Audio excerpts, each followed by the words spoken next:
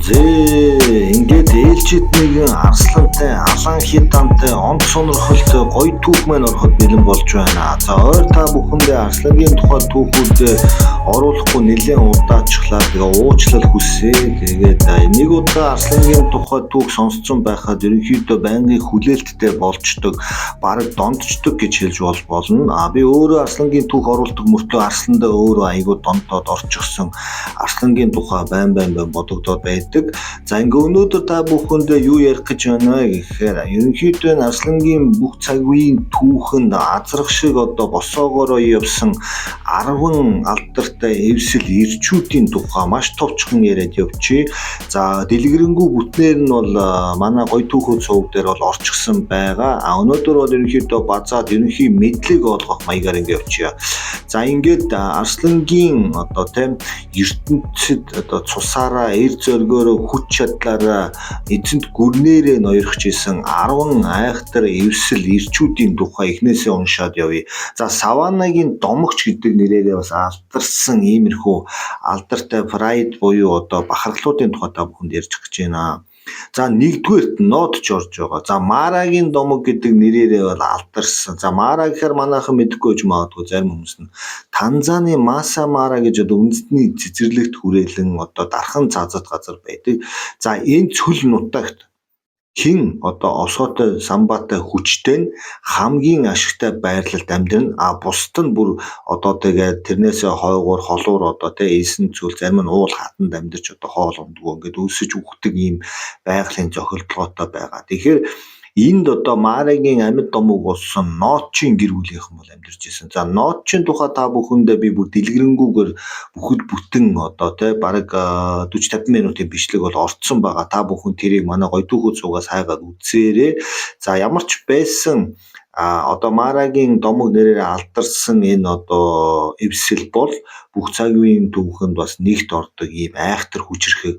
За энэ Нотч өөрийнхөө 5 хүүгийн хамт ядарч явахдаа өөрийнхөө алдсан эзэн түүрэн эмс хүүхний хэрхэн булааж эзэл сүүлдээ бүр 1000 км нутаг дэвсгэрийг эзэмдэн талхилж өөрийн гэсэн эмс хүүхнүүдээр хүрээлж арслангийн түүхэнд бол арслан ойролцоогоо 5 насалдаг бол Нотчо түүний хүүгүүд 14-өөс 15 насалж ингэж сайхан баян тансаг хаан мэт амьдарч исэн гоё түүх байдаг. За ингээд яхаарахгүй Нотчин тухай ярина гэдэг бол тэр чигээрээ адреналин Нотчин тэр уналт босол тэмцэл алан хядан цус татуулсан тэр тайзан дээрх тоглолтууд бол үнэхээр арслан сонирхдаг байтугай сонирхтгүй хүн сонсоод сонирхдаг болмоор тийм онц сонирхолтой түүхүүд байдаг байгаа. За ямар ч байсан та бүхэн манай гоё түүхүүд суугаас Нотчин гэр бүл гэдэг ингээд гоё түүхүүд рүү ингээд доошоо видеоноор доош нь гүйлгээд харуул байгаа.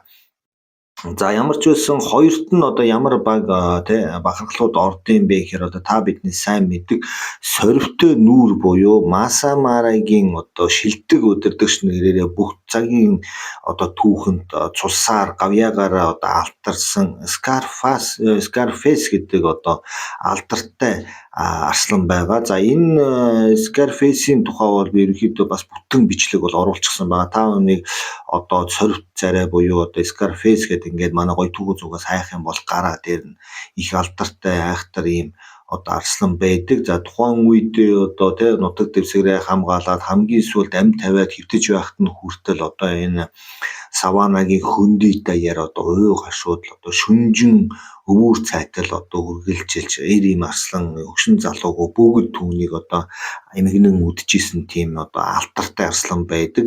Тэгээд тухайн үедээ Scarface бол Танзан улсын нутаг дэвсгэрийг хамарсан Маса Марагийн бүр маргаангүй захирагч байсан гэдэг нь манай тэр видеон дээр байгаа хэсэг дээр бол гарна. Та бүхэн тэрийг сайн сонирхоод үзээрэй. Тэгээд өргөн уудам эцэс төгсгөлгүй зэрлэг цусан зам татуулсан ийм амар алан хидантай өдөр шөнө ямар ч ялгаа байхгүй хөл амьдрал ингэж ээлжилж байдаг энэ газар ингэж 14-5 насалтлаа өөрийнхөө жамаар үхтлээ ингэж амьдэрсэн арслан бол дэлхийн түүхэнд гарын 13 багтахаар маш цөөхөн тоотой байдаг байгаа.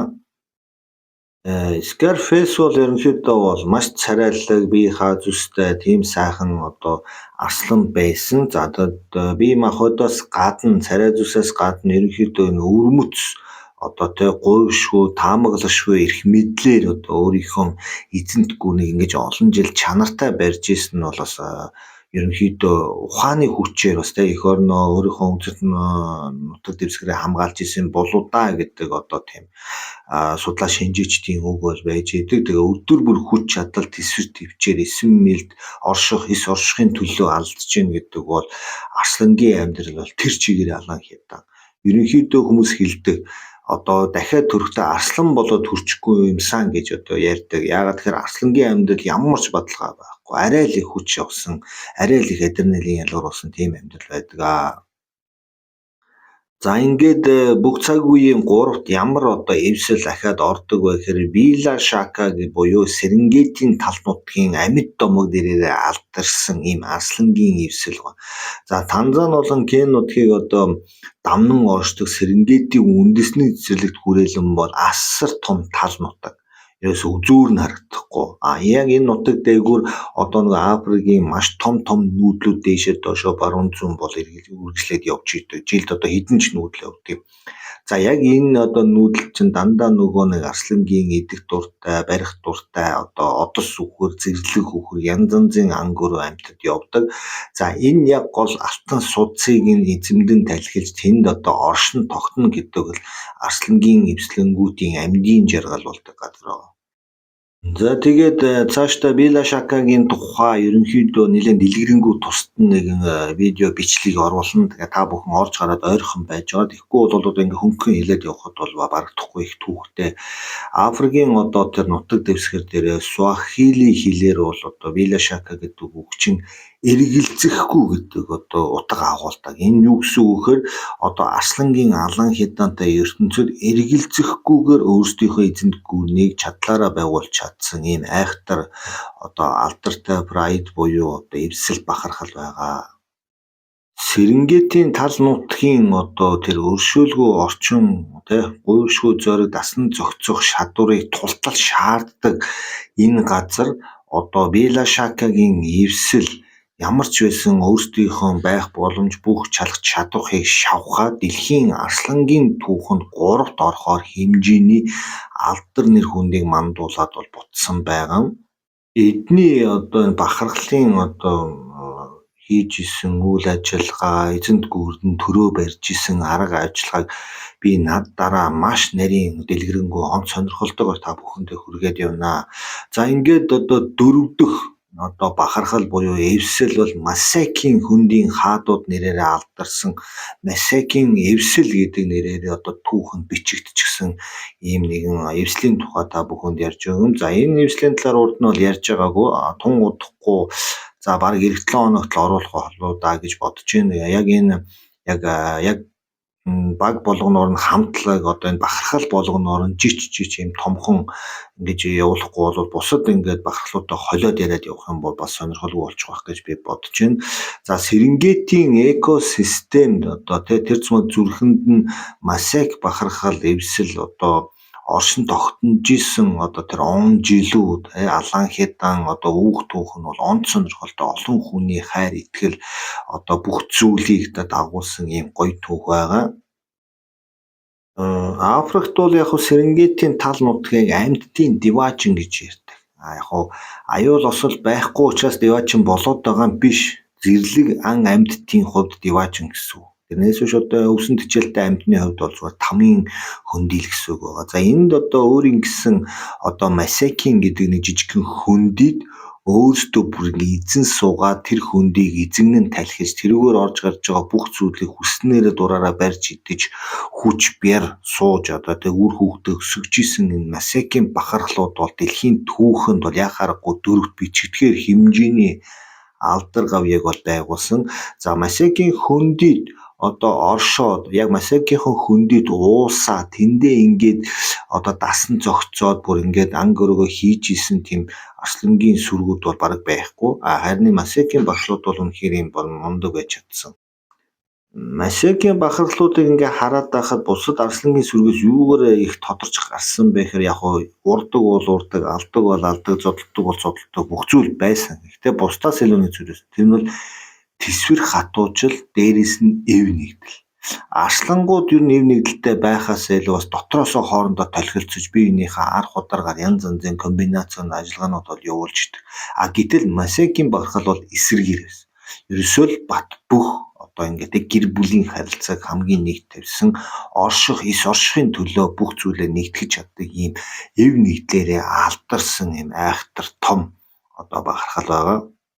За ингээд үргэлжлүүлээд яриад байх юм бол те ингээд бахархал болгонд нь тусдан нэлээд том одоо ойлголт дэлгэрэнгүй мэдээлэл өгөхөөр одоо юм хийхгүй болохгүй. Ягаад тэгэхээр ингээд нэг 2-3 минутанд яриад багтчихдаг ч тийм бахархал бол биш байна. За ингээд 5 дугаар өрөөнд ямар бахархал орж ийнө гэхээр Эрижийн бахархал нэрээр одоо дэлхийд алдарсан Саванагийн хаант улсын одоо цус захирагчид нэрээр одоо алдарсан ийм айхтар одоо арслангийн сүргийн тухай та бүхэндээ ярьж өгнө гэсэн үг.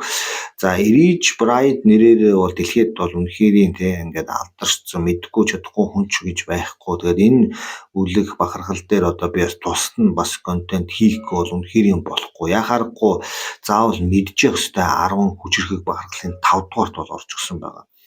За Саванагийн одоо энэ те Африкийн сүнс шингч гэсэн энэ газар нутгийн сантиметр элс одоо те газар нутаг болгонд одоо энэ арслангийн цусаар одоо дэвтэж одоо үржил шимээ өгж цаашдын одоо оршин тогтнох те тэр бүх зүйл нь болдог гэж байгаа. Тэгэхээр тэр асар өндөр уудам нутгийг одоо цусаараа тижээхийн тулд арслангийн сүргүүд 24 цагаар хоорондоо толхилцаж алдаж исэн гэсэн үг байгаа. Бусад бахархлуудаас бас юугаар ялгарсан бэ гэхээр эдгээр бас өөрсдийнх нь эв нэгдэл одоо тий гуйвшгүй эв нэгдэл гэдэг зүйлээрээ нэг атханд багтаж гэр бүлийн бүх байдлын одоо тий үлгэр жишээ болж одоо зөвхөн арслан амтан гэхээс илүү хүн төрлөختөнд бас хэрэгтэй тэр мессежийг бол өгч исэн гэж ярьдаг. Эв нэгдлээс гадна одоо Эрижийн бахархлуудын бас нэг давуу тал нь юу юм гэхээр нутаг дэвсгэрийнхэн одоо тий үнд цэнийг ойлгоод хосгүй үүрэг хариуцлагатайгаар бол хамгаалж чадсан тэр тактик туршлага бол одоо дэлхийн арслангийн түүхэнд бас алтан үсгээр бичигдсэн байгаа. Тэгэхээр Саванад хэн одоо дасан зохицон тэр одоо амьдрна гэдэг зүгээр амьдрахын нэр ш. Алаан хятад өдөр болгон бэлтгэлтэй байж иж цус урсгах тусам л одоо өөрийн амьд үлдэх тэр магадлал нэмэгдэнэ гэсэн. Цусаа урсахгүй зүхтаа тойроод яваад байх юм бол тэгэл тойрч явж байгаа л яг үхлийн тойргийн дагуу бас нэг аюултай арслангийн сүрэг эсвэл золбин тэнүүлж арслангуудын гар ишүүс болоод дуусдаг иймэрхүү амьдрал. За ингээ өнөөдөр та бүхэндээ ямар ч байсан маш товчхон арслангийн 10 одоо тий алдартай бахархлын 5-ыг одоо ерөнхийдөө товчхон хэллээ. Эрижийн бахархлыг би цаашдаа айгүй гоё бүр ингээд том задлаад ингээд хийгээд өгнө. Тэгээд ямар ч байсан өнөөдөр та бүхэндээ арслангийн тухай түүхийн интро маягаар нэг иймэрхүү хөнгөн жижигхэн бичлэг оруулж аазгаа гэж хөдлөглөө. За тэгээд тун удахгүй арслангийн том гой түүхүүд араас цөмддад орж ирнэ. Та бүхэн орж гараад ойрхон байж байгаарай. За юу. Тийм нэг юм хэлгээ мартчихэж өглөө босоод уцаа шалгасан чинь хандив тусламж одоо тий цай кофений мөнгө өгсөн олон тийм хүн байна. Тэрийг хараад асар ихээр баярлаж өнөөдрийн одоо ажил үйлс маань айгүй гоёор хэлж гин. Тэгээ та бүхэнд маш их баярлалаа. Тэгээ байгаа мөнгөө явууллаа гэж 1600 төгрөг хүртэл шилжүүлсэн байгааг хараад сэтгэл санаа бол тий асар ихээр гоё болж гин. Тэгээд тоондоо биш өгж байгаа сэтгэлд чинь үргэлж их баярлдаг шүү. Та бүхэндээ хайртай шүү гэдэг одоо бичлэгийнхаа сүлд хэлье. За ингээд дараагийн гоё түүхүүд араагаа орсоо байгаа.